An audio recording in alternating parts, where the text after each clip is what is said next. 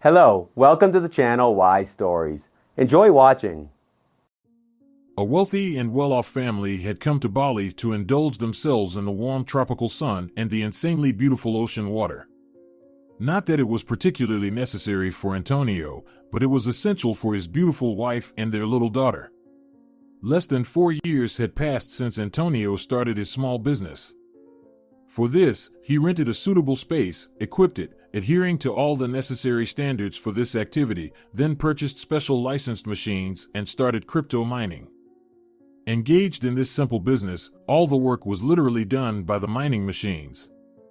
For many people, it still remains a mystery how these so-called workers make money. While some are still considering engaging in something more useful, others cannot dare to start exactly this way of earning money. Antonio was fully promoting his company. Yes, despite the fact that all the main work was done by these computational machines, it was necessary to perform no less other tasks. For example, to recruit personnel who could service the machines, deal with accounting and other documents, as well as think about how to increase their income and scale up. There were many tasks, and all of them were quite serious, but Antonio seemed to be naturally adept at this business. In 2 years, in addition to his first branch, he opened 2 more similar ones, but in other cities of northern regions. Antonio was immensely pleased that he had chosen this path of activity. The sphere of activity was completely new and unfamiliar to a huge number of people eager to occupy themselves with something, so here the main thing was to think well but briefly, and act. In addition to ordinary people who wished to have passive income, large players also came into this sphere of activity, pondering where to invest their dollars and other currency. And here it was already really interesting. Tony, his wife Veronica, called him by the name. "Could you swim with our daughter? I want to sunbathe a bit, so that the tan is as even as possible," she asked him. Usually, they always took a nanny with them, but this time they decided to spend time with their family. Antonio took his 3-year-old daughter and put her on his back. By this time, they were already in the water. Antonio deliberately rented a private beach for his family. The water pleasantly caressed the skin. It was indeed very warm and had an incredibly beautiful emerald color. Real relaxation and color therapy. Antonio looked at his wife, who was standing right in front of him. Veronica raised her hands up, pretending to be a supermodel. She was glad that despite her pregnancy and childbirth, she managed to maintain a gorgeous shape. At every convenient opportunity, she boasted of the attractive curves of her body. Antonio liked that his 30-year-old wife still behaved like a teenager. He loved his wife madly and was grateful to fate for introducing them. Always being in perfect athletic shape, Veronica seemed to treat people around her just as strictly. She was quite a demanding girl. Sometimes even Antonio laughed about it, saying, "Well, how did I deserve such an honor of meeting you, my princess?" Then he enveloped Veronica in his arms and bestowed tender kisses upon her. This was something Veronica truly enjoyed. She genuinely loved her husband. Despite the fact that Antonio had to exert considerable effort to convince her to become his girlfriend first, and then his wife, every day he loved her more and more.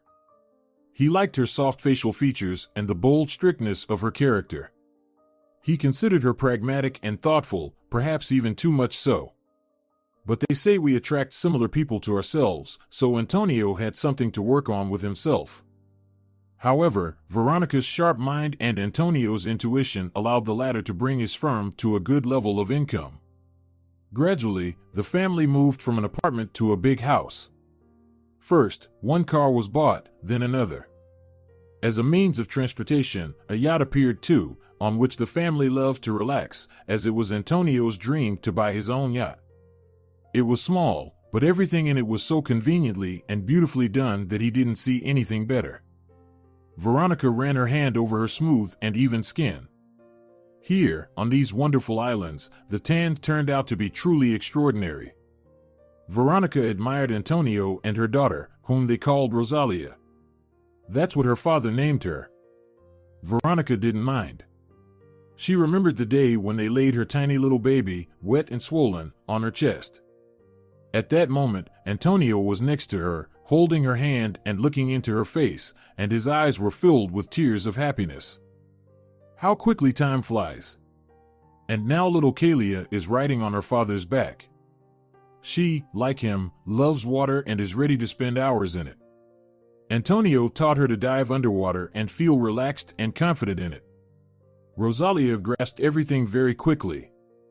And now, at the age of 3, she splashes in the water like a golden fish born in the sea. "Mommy, come with us," shouted little Kalia, calling her mom to join them. But Veronica didn't want to wet her hair again unnecessarily. She preferred solitary swimming somewhere nearby with the family. After the water procedures, the family went to an expensive restaurant. It was famous for its interesting design and luxurious cuisine. With a constantly growing income, the family didn't have to worry about money spent. The waiter brought appetizing salads and a plate of seafood prepared in various ways. After a hearty dinner, Veronica decided to stop by the store to pick up a few new outfits. Antonio and Kalia waited for Veronica to finish trying on her new dresses. With her stunning figure, Veronica didn't have to worry about anything not fitting her properly. Any clothing looked incredibly good on her.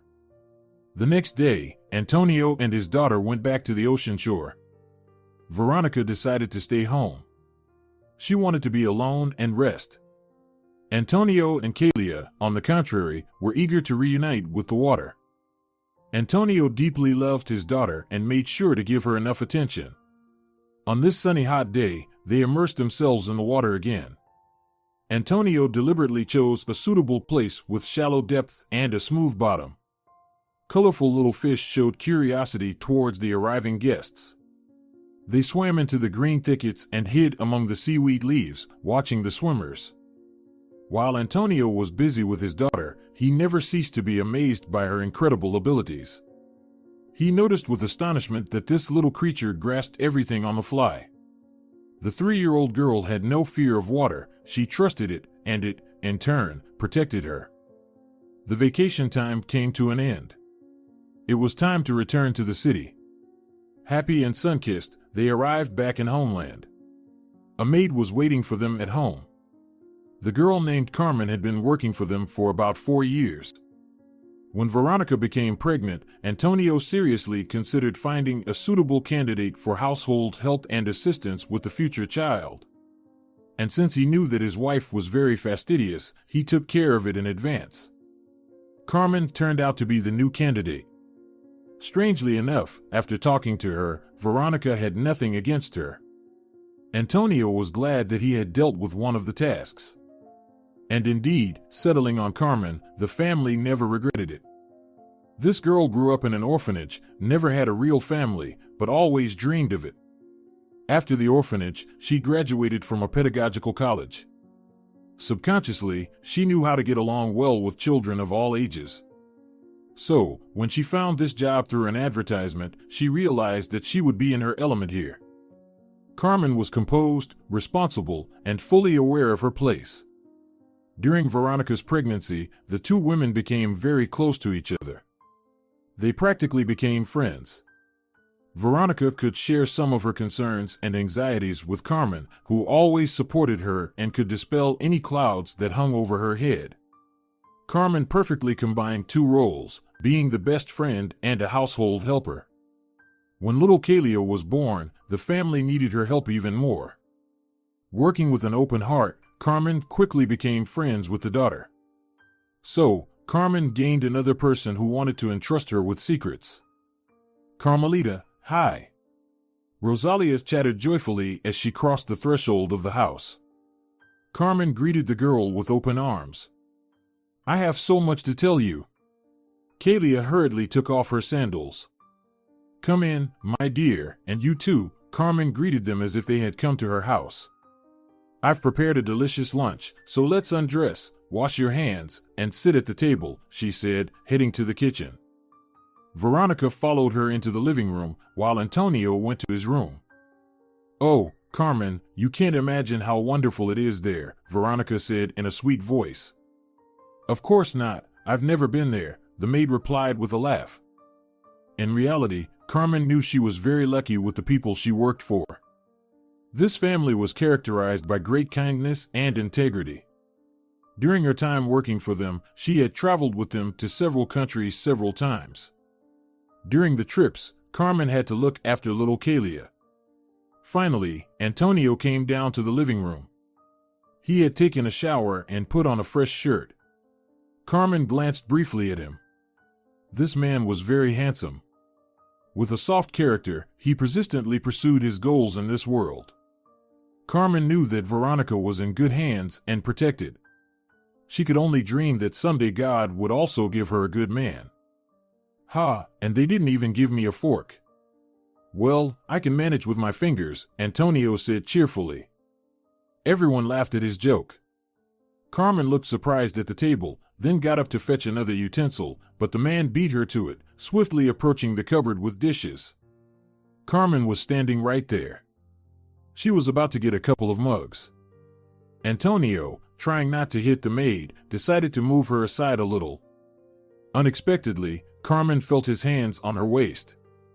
She opened her mouth in surprise, but tried not to give herself away.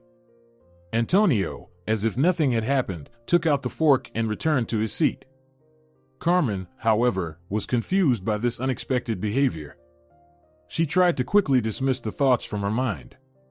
When lunch was over, Antonio went to the office. There was work to do, checking on the employees and reviewing some documents. But the family wasn't saddened by this. Veronica and Kalia had received so many impressions and emotions that they were ready to go to bed right after lunch. A couple of hours later, Antonio was already home. By that time, his family was asleep. He peeked into the kitchen. As usual, Carmen was tidying up. Seeing Antonio, she offered him a cup of coffee.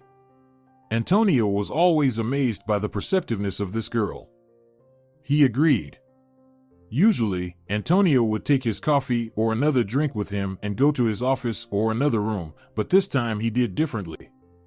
Even though Carmen was busy working and folding towels, he sat down next to her at the table. He sat silently, sipping his coffee. Carmen again remembered his accidental touches. She felt how these memories intrusively invaded her mind. She involuntarily glanced at his hands. They were more than beautiful for men's hands. It was understandable since Antonio never did any heavy work. His skin was smooth and even tender. It seemed to Carmen that he even held the mug in a particularly soft way. Lost in her fantasies, she stood still holding the towel. Finally, Antonio noticed. He saw her gaze, which seemed to stick to his hands. "Is something wrong?" he asked the girl. Carmen didn't return to the real world right away. Feeling his gaze on her, she looked up. "Carmen, everything okay?" Antonio asked again. Carmen was at a loss, not knowing what to say. She could only silently gaze into Antonio's eyes. In the next moment, she allowed herself too much, lowering her eyes to his lips. Antonio stood up and approached Carmen. Her heart beat faster, and her face flushed with fire. Antonio leaned slightly towards her and reached out his right hand. The girl, as if enchanted and unmoving, stood in place. It seemed to her that Antonio wanted to touch her, and indeed his palm was very close to her face. But the next moment, he grabbed something with 2 fingers and pulled it out of her hair. "A feather," he said, "almost got into your eye," he said, presenting to her this almost weightless reason for his interest in her. After that, Antonio took his last sip of coffee and left the kitchen. The girl was left alone. She tightly closed her eyes and covered them with her hand. She felt very ashamed and uncomfortable about her so silly and inappropriate behavior. She took deep breaths, trying to calm herself down. Pressing her palm to her face from both sides, she felt its warmth. Yes, Carmen was not indifferent to Antonio. At 20, she had not yet experienced relationships between a man and a woman. Antonio, one could say, was the first to pay her so much attention. She had to admit that she liked Antonio and was attracted to him as a man. He was intelligent, handsome, and good-looking in every way. He knew how to take risks and stop in time. He was restrained and gentle, but at the same time, he knew exactly what he wanted from life. On one of the usual days, Carmen simply realized that she was in love with him. This in no way affected her work or her attitude towards Veronica or Kalia. Carmen continued to impeccably perform her duties. She cooked lunches and took care of the little girl. But at the same time, she didn't stop secretly loving this man. After this incident, she tried not to be alone with Antonio anymore, so as not to tease her imagination. Moreover, she didn't intend to give reason for jealousy to Veronica. Their friendship and trust in her were worth much more than all of this. And pulling herself together, she continued her work. Over time, Antonio decides to expand his firm. 6 months ago, he had already opened a new branch in Northern region, with its predominantly cold climate and short summer, was the perfect place to develop a mining business. Moreover, the electricity costs here were several times lower than in other cities. Now it was neighboring countries' turn. The choice fell right on the capital city's large, developing, with great prospects for the future. Moreover, Antonio had acquaintances here, with whom it was easier to advance in business. His partners were happy to develop in this direction with him. Antonio had just begun to feel out the ground and gather the necessary information for a new start. He decided not to rush, preferring slow and deliberate actions. When he returned to homeland and stopped by his office, his secretary approached him. "Senor Espejo, a very important person has arrived to see you. He has several questions and proposals for you," the young woman in an elegant suit reported. "Yes, Adela, let him in," Antonio replied, looking at his watch. He realized he had another 30 minutes free. Soon a man entered his office, who was clearly over 40. He had a presentable appearance and looked quite solid. The secretary introduced him as the director of a holding company called Interox, which deals with investments. "This is Gonzalo Salas," Adela said, offering a choice of coffee or water with ice. Senor Salas politely declined. Sitting opposite Antonio, he began his conversation. "As I've already been introduced to you, Senor Espejo, I'm involved in investments," he began, lightly rubbing the fingers of his right hand against his palm. Antonio managed to notice 2 large rings on his ring and middle fingers. Despite the gray hair, Senor Salas had a rather stylish haircut. His neatly trimmed beard elongated the oval of his face and made his personality even more intriguing. He was dressed in a dark brown jacket with thin white stripes and matching brown trousers. Senor Salas learned about Antonio's firm from his assistants. Once, their director instructed them to find new investment opportunities. After studying the market, they came across the staggering figures of Antonio's mining company. This young lamb was making a huge profit just from buying and selling bitcoins. Barely out from under his mother's skirt, he had already organized his own cryptocurrency market. Major players, having substantial amounts in their accounts, flocked to Antonio like bees to honey, ready to entrust him with their fortunes. This significantly undermined the activities of Gonzalo's holding, which desperately tried to attract clients to invest their money. "I know you've worked very hard and, one might say, raised your branch in North from zero, but my assistants have thoroughly studied your activities. You're successfully developing your firm. God forbid, one wants to ask how you manage it." He joked. Antonio listened attentively and barely smiled, maintaining a friendly tone. Senor Salas fell silent, waiting for an answer. "Is it me to tell you what it's like to grow a company from scratch?" Antonio replied. "I believe you understand this much better than me, and you have more experience." Antonio had no intention of revealing all his cards to this person. In response, Gonzalo smirked. Chuckling, he continued, "It's nice to hear such things about oneself," said Senor Salas. "Nevertheless, I dare to offer you something." He stared intently into Antonio's eyes. "I assure you, you will be more than satisfied.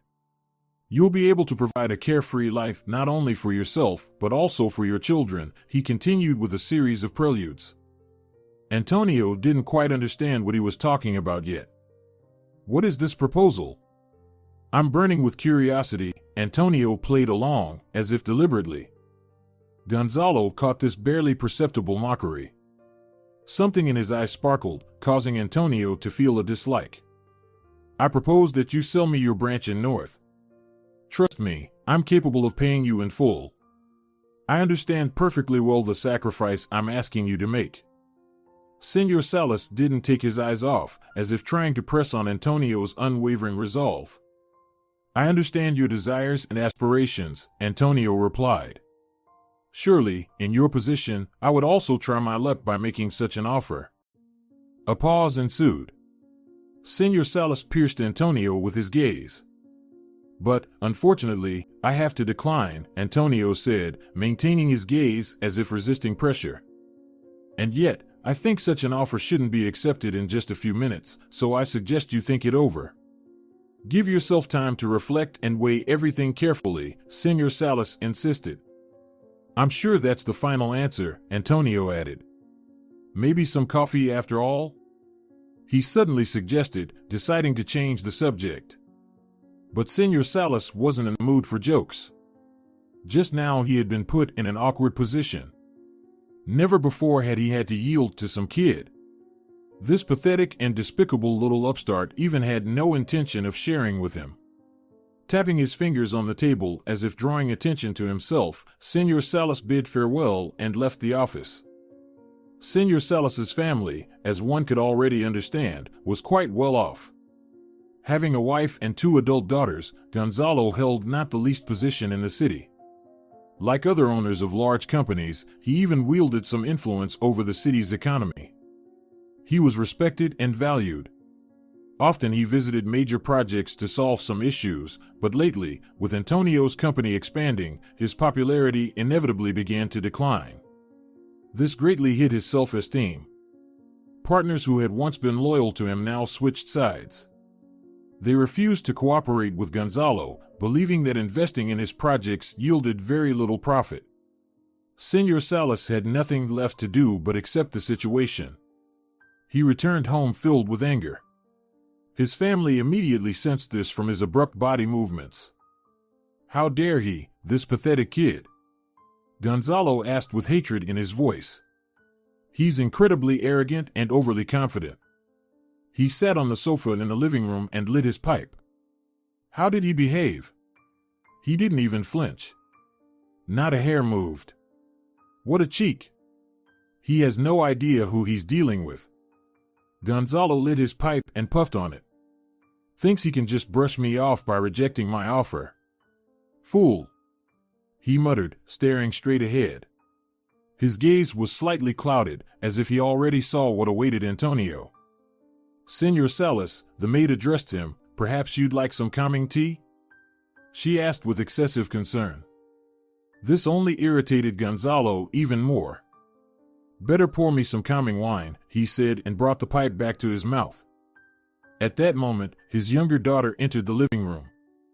25-year-old Susanna was incredibly beautiful. She was of short stature with a slender figure. Her black hair and brown eyes made her appearance even more vivid and attractive. Susanna was his favorite. The elder, Eleonora, resembled him more. She had the same nasty character, was persistent and stubborn. She couldn't be argued with. Often, conflicts arose between her and her father because of this. Yes, Eleonora was also very smart. Her calculating nature and coldness helped her in managing the business. However, when she was with the family, she remained just as nagging. She always tried to impose her opinion everywhere and tirelessly argued her point of view. It was different with Susanna. She had a mild character and always listened more than she spoke. But the most pleasant thing about her was that she never contradicted her father. She always supported him and considered him the best and most successful. "Daddy, what's wrong? Are you upset about something?" she asked, sitting down next to him. The servant immediately filled her glass. "Not yet, my joy, but things could get much worse than they are now," her father replied. He continued smoking his pipe and silently stared ahead. Throughout all this time, Susanna remained by his side. She liked silently sitting next to her father like this. She knew he would be silent for a while and then continue speaking. Susanna, my daughter, Gonzalo continued, you're mature enough now and should be able to handle certain matters. The girl looked at her father with interest. I need your help now more than ever, he said. Yes, of course, Dad, you can ask me anything, Susanna said, looking at her father intently. I know you have a sharp mind and a strong character. You have a certain patience that allows you to achieve your goals. Gonzalo looked closely at Susanna. Dad, what are you trying to tell me? His daughter asked again. And then Gonzalo told his daughter that there was a very interesting and promising company they should befriend.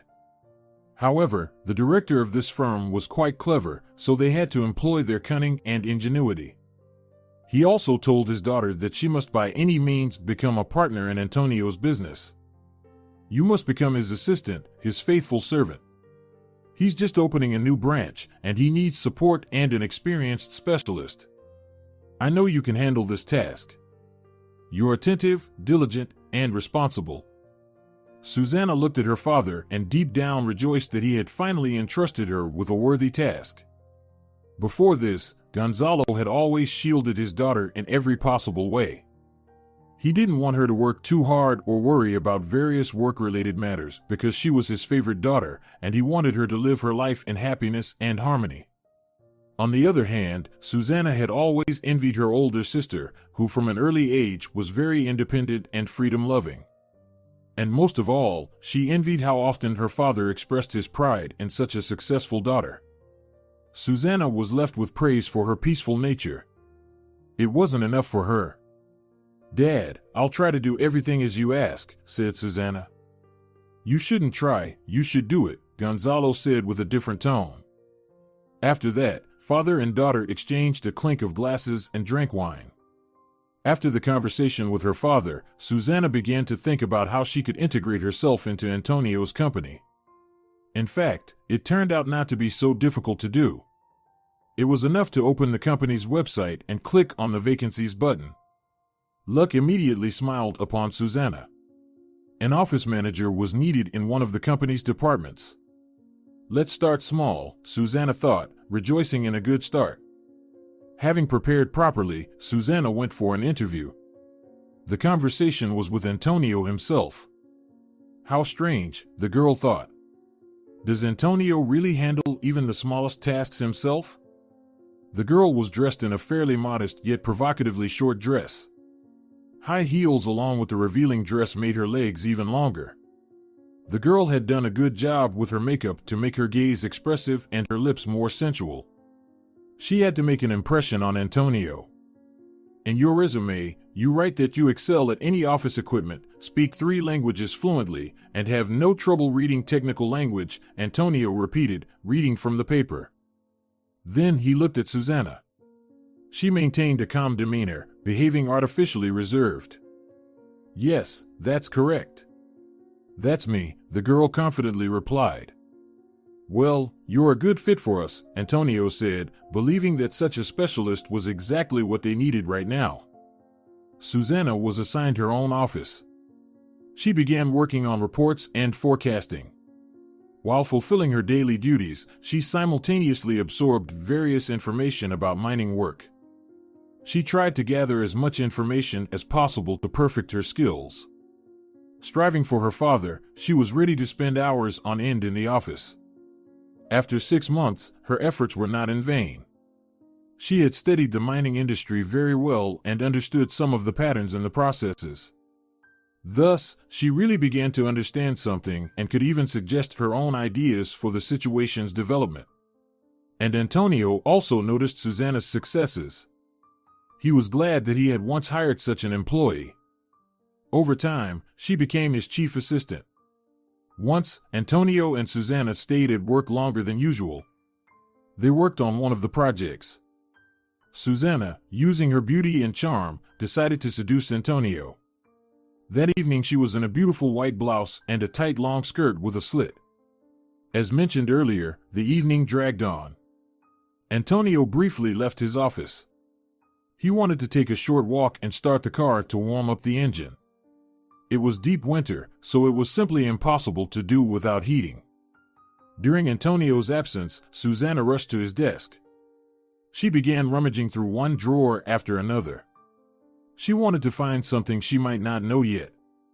After all, her father asked his daughter to be his eyes and ears. You must know about Antonio's activities not as an employee of the firm. You must know what's inside. You must see, hear, and think like Antonio, her father said, and Susanna diligently fulfilled her beloved father's request. Unfortunately, Susanna didn't manage to find anything. Moreover, she almost got caught by Antonio with a folder in her hands. Putting it back in the drawer, she, to distract Antonio, grabbed a glass of water and spilled it on her blouse. The water instantly absorbed into the thin fabric, making it transparent. When Antonio entered, he saw embarrassment and confusion on Susanna's face. I'm so clumsy sometimes, she said, trying to wipe the excess water from her soaked blouse. She continued to smile awkwardly and try to fix the situation. In this way, she wanted to draw Antonio's attention to herself. It should be added that she liked him. She was sure that Antonio, seeing her charming neckline, would undoubtedly be seduced. However, the desired reaction from the man did not follow. This is a sign that it's time to wrap up work, Antonio said, handing Susanna a napkin. With that, his attention toward the girl ended. Taking the napkin, Susanna tried to hide her disappointment. To some extent, she was even offended that Antonio perceived her only as a business partner and didn't consider her as a beautiful woman at all. It angered her that he didn't let her get under his skin. After all, Daddy would be very pleased to learn that Susanna managed to get so close to the competitor. At the thought of her father's approval, the girl's lower lip trembled slightly. She was ready to do anything for his praise. Continuing to play her flawless game, Susanna got closer and closer to Antonio. Once, she even managed to visit his home. Here she met his wife, Veronica, and their little daughter, Kalia. Antonio and Susanna were rushing to meet one of their colleagues from work. They didn't have time to stop by the restaurant, so they dashed home. Here Carmen had just prepared a delicious lunch. She set the table for 4, including little Kalia. The dishes were simply excellent. During lunch, Veronica asked about Susanna's successes. She was simply charming. She complimented Antonio's wife and his daughter. You're already so big and independent. It's so cute. You're so much like your dad, Susanna said, trying to please the little girl, but little Kalia had a different opinion. She didn't like Susanna at all, so she didn't want to talk to her. Despite all her attempts to talk to the child, she only responded with silence and a frown. Strange. This is the first time with Rosalia, Antonio noticed. The adults laughed. But it wasn't just little Kalia who didn't like the guest in the house. Carmen, who was watching everything from the sidelines, also caught herself thinking that Susanna didn't leave a very pleasant impression on her. The girl seemed artificial and overly kind. It seemed like she wanted to get under their skin.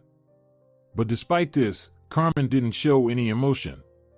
After all, it wasn't her business. Besides, this girl only came for lunch, and she probably wouldn't be here again. After everyone had eaten, Susanna began to praise the food and thank the cook. She did it with excessive enthusiasm, but she still managed to create a good impression of herself and achieve the desired effect. This girl has a good grip, Veronica said when she and Antonio left the house. Carmen didn't reply and just shrugged. She didn't think so herself, but she didn't say anything bad about Susanna. The cryptocurrency market reached a new level. More and more people were getting involved in this sphere. Everyone wanted to have an additional passive income. But as the number of such people grew, Antonio's profits steadily increased. On this occasion, Antonio organized a small party, a restaurant was booked, and top managers of the organization were invited. Among them was Susanna. Antonio still remembered the day she first came to their office. Round tables filled the entire restaurant, good music played. The guests took their seats. As always, a host was invited, who conducted various contests and entertained the guests. Veronica, Antonio's wife, was also at the event. Their daughter Rosalia stayed with Carmen. The party was really interesting. Unexpectedly for Antonio, many of his employees expressed their gratitude to him. They were genuinely glad to be part of this company. "We're up for any challenge," Esteban said cheerfully. Applause followed. "Let's warm up the winter together," another shouted. In response, there was a prolonged "oh." As is known, due to the constant work, mining machines get very hot, and for them, on the contrary, cold is beneficial. Susana sat at the same table with Antonio and his wife. She occasionally glanced at Veronica, assessing her appearance. During their conversation, she had already understood that this woman was quite intelligent and quick-witted. Most likely, she helped her husband in many ways. Surely, Antonio owed her a lot, including what he had achieved so far. Susana immediately understood that this woman was not simple and had a very good intuition. She tried not to show it, although she was choosing the right moment herself. The time came when Antonio was called to the stage to give a speech. He knew this moment would come, so he was prepared in advance. He looked at his wife, as if wanting to share this exciting moment with her. Veronica smiled back at him and said, "You're the best." "Love you," Veronica said. Antonio kissed her in response and playfully glanced at her attractive outfit. The long golden dress with a deep neckline looked simply stunning on her. And the necklace that Antonio had recently given her matched her image perfectly. All eyes were focused on the stage. Antonio, dressed in a beautiful expensive blue suit, began to speak. It was unusual for him to speak in front of such a large audience, but he had to overcome this fear and say the words everyone wanted to hear. "I'm glad to welcome everyone gathered here at our party." There was a loud applause. "We are a real big united team. And, actually, this is priceless. It should be noted that this is the most important thing in any organization. And these words should not sound pompous in any way. We are like a skeleton on which our hot mining world depends." The hall filled with applause again. Susana also listened to Antonio and paid attention to every word he said. He was a magnificent man. Too bad he's already taken, Susana thought to herself. She cast a jealous glance at Veronica. Without taking her eyes off the stage, Veronica listened to her husband.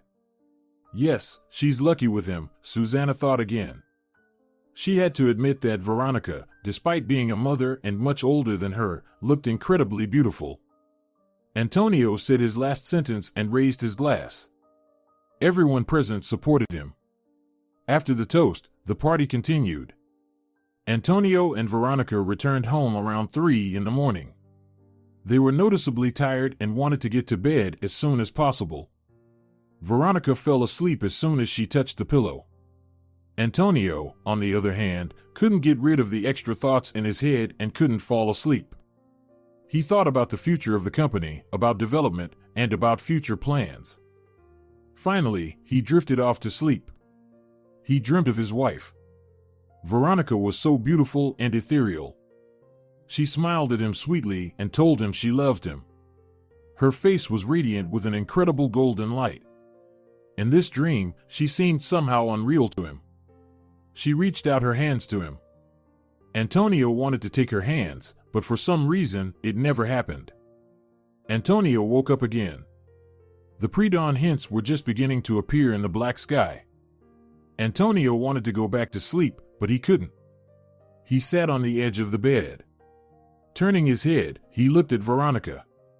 She was sleeping in the same position as she had laid down in the night. Antonio was very glad that he and Veronica had met. This was the woman he wanted to spend the rest of his days with. A slight smile touched his lips. He reached out and gently ran his hand over his wife's shoulder. A strange feeling from the touch lingered on his fingers, as if someone's voice had spoken to Antonio, and without much thought, he grasped his wife's wrist. A few seconds later, he was horrified to discover that she had no pulse. Antonio called an ambulance. The emergency medical team arrived and confirmed his suspicions. His wife had died of cardiac arrest. Fear and horror froze in Antonio's eyes. He couldn't understand why God punished him like this. But no matter how much he wanted to change everything, you couldn't argue with fate. The ambulance doctors tried to find out if Veronica had taken any medication or pills. They suggested that perhaps some medications were incompatible with alcohol. But Antonio had a hard time accepting their assumption. Veronica had always been very vigilant and strictly monitored the health of not only herself but also all family members. Conducting a series of analyses for examination, doctors finally referred to Veronica's death as resulting from the incompatibility of medications with alcohol. Antonio plunged into sadness and despair. This tragedy hung over him like a black veil. He didn't want to develop anything further or make plans for the future. It seemed like the meaning of his life was lost. One day, Antonio sat on the couch, filling himself with alcoholic drinks. After his wife's death, insomnia became his faithful companion. He could sit alone in the living room for a long time. Time after time, he filled his glass with strong drinks, but, strangely, he didn't get drunk and sleep never came to him. Fortunately, all this time, Carmen was by his side. She helped Antonio take care of his daughter. Carmen tried to gently explain to the girl the loss of her mother, and it seemed she succeeded. But with Antonio, everything was much more difficult. She saw how he struggled and suffered, but she couldn't help him. Fairy tales that could be told to a little child no longer worked on an adult. "Señor Espejo, you need to pull yourself together," Carmen said quietly. After Veronica's death, Carmen stopped going home. She was afraid to leave Rosalia alone. Antonio, in such a state, simply couldn't control his actions and take care of his daughter. "Do you hear me?" The maid addressed him. Antonio remained silent. "This can't go on forever," she said sternly. Then, softening a little, she added, "You need to keep living. Veronica wouldn't have liked how you're treating your daughter now. She needs her father. Especially since you and she have a very close and trusting relationship." There was silence. Carmen had nothing more to say. She couldn't constantly reprimand Antonio for his behavior. He had to understand for himself that he needed to be strong for his daughter. "Sit down, please, next to me," Antonio finally said. Carmen approached and gently sat on the edge of the couch. "Thank you for not leaving our family," he said, and fell silent again. "I must say that your family has become like my own, especially little Rosalia. I just can't leave her at such a moment," Carmen said softly. "You're right, I need to pull myself together." "I will try to do that," Antonio said and looked into the girl's eyes. It was in them that he saw his new life. Life, as before, stretched out in a series of days. Antonio found the strength to continue living and enjoying life with his little daughter. He threw himself into work, trying to set himself as many tasks as possible to come home in the evening and fall asleep soundly. He also didn't forget about his daughter. Once a month, they went to the sea. There Antonio had fun and acted silly, as if he were a child. He could only do this thanks to his daughter, who, due to her age, immersed him in this childish and joyful world. Rosalia continued to improve her swimming skills. She could hold her breath for much longer now. Thanks to the water, they seemed to cleanse themselves and wash away all the negativity and sadness. By the age of 7, Kalia could swim long distances. Antonio rejoiced in his daughter's achievements. Sometimes he even organized races with her, swimming against each other. Of course, he let Kalia win, but there was so much laughter and joy. When Antonio recovered from his wife's death, he once again thought about the branch he had started opening in the foreign capital. Unfortunately, he hadn't paid enough attention to it, and it hardly developed. But now, 3 years after the loss of his wife, he felt ready to take on the business properly. Packing his suitcase, he booked a plane ticket and flew on the next flight. It was a fine autumn day. It was a time when autumn, without rain and slush, gave people good, warm, and dry weather.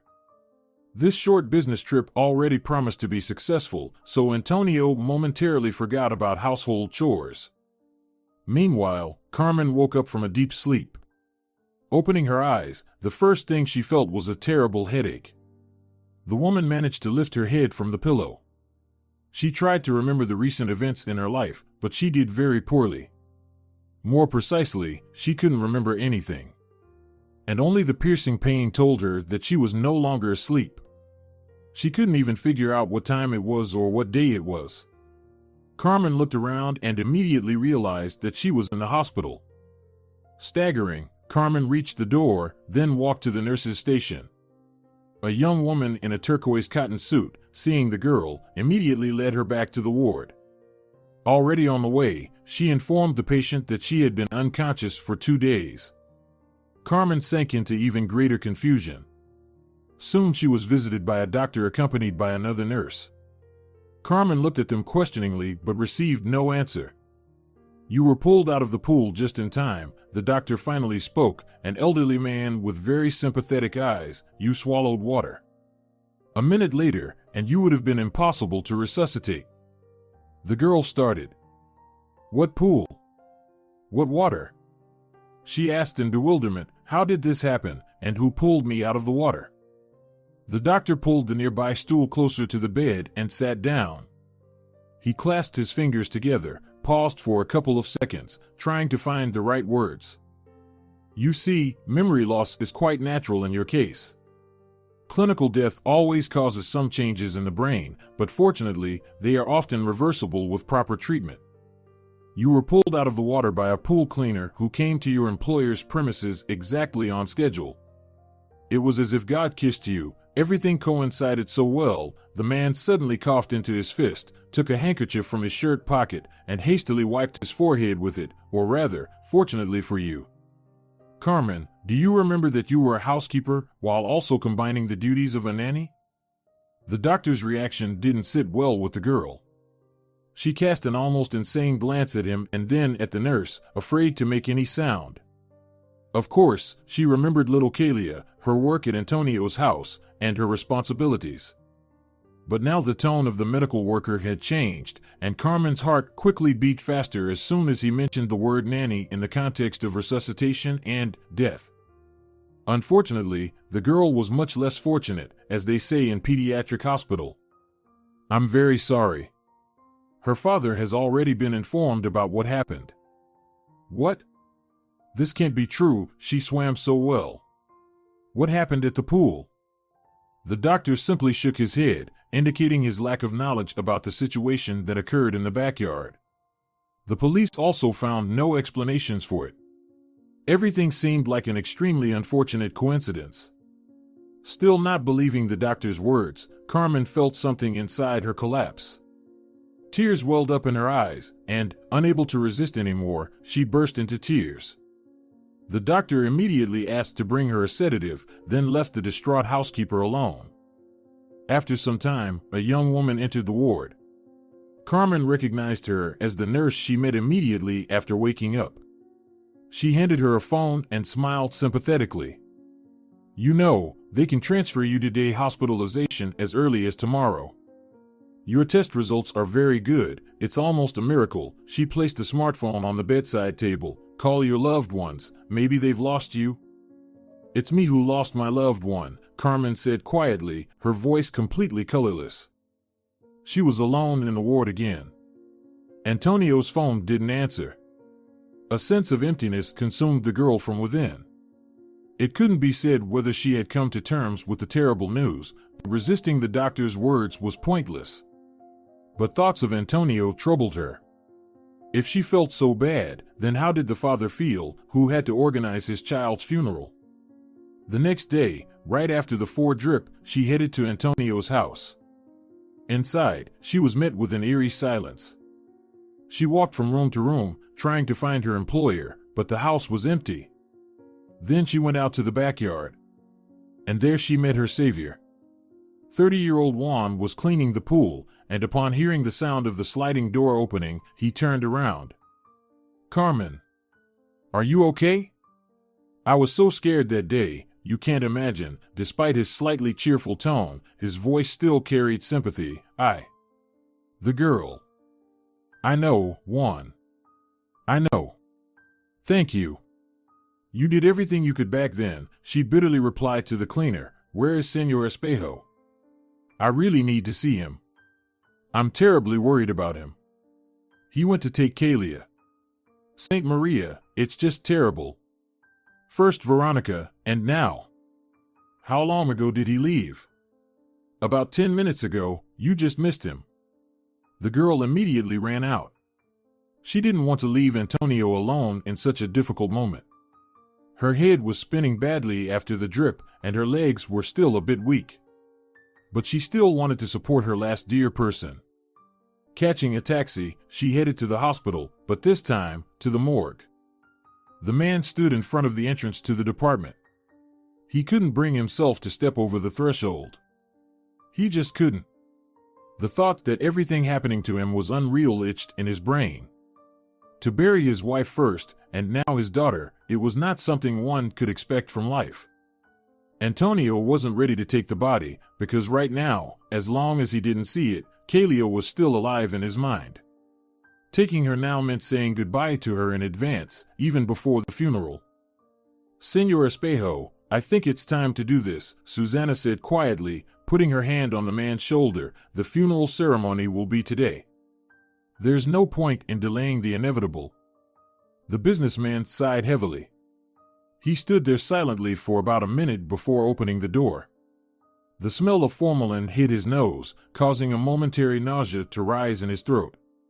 The orderly greeted the grieving father and led him to a separate gurney. On it lay a small body under a sheet.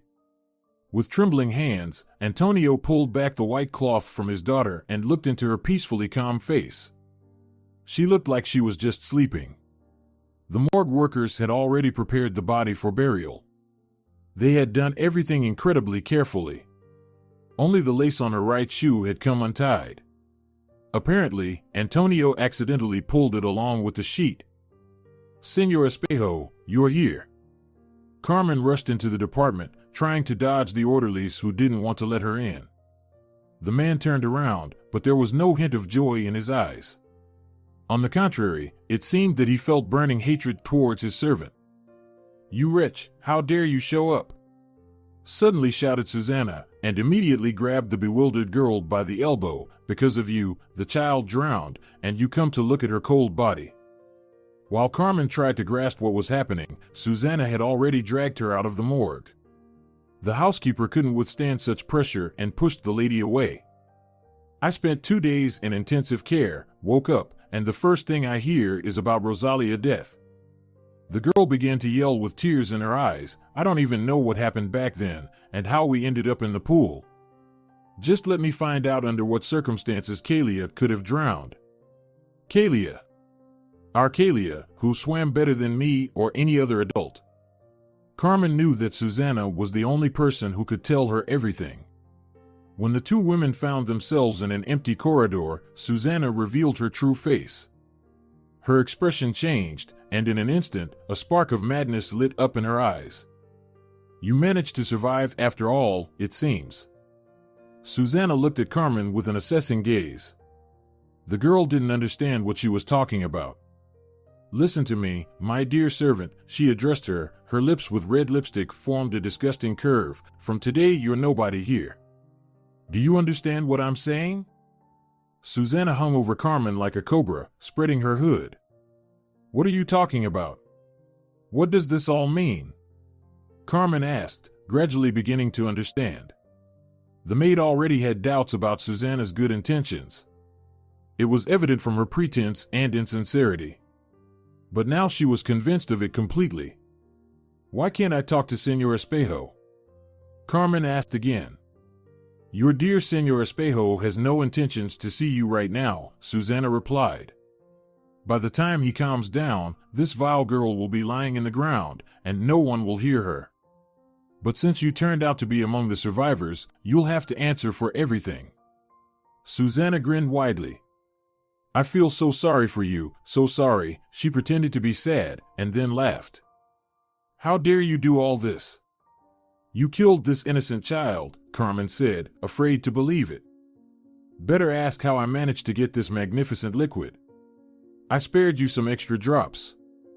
I thought there wouldn't be enough, Susanna hissed, and you're heavy as a cow. I even sprained my wrist while trying to push you into the water.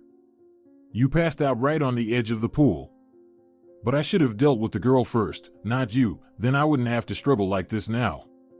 While I was pushing you, the brat was lying on the lounger. I didn't have time to throw her to you. There was a pause, after which Carmen's eyes widened even further. So, you killed Veronica too? Is it really true? The girl covered her mouth with her hand, but how could you pass Kaylia off as dead? I was saved. Why didn't they notice anything?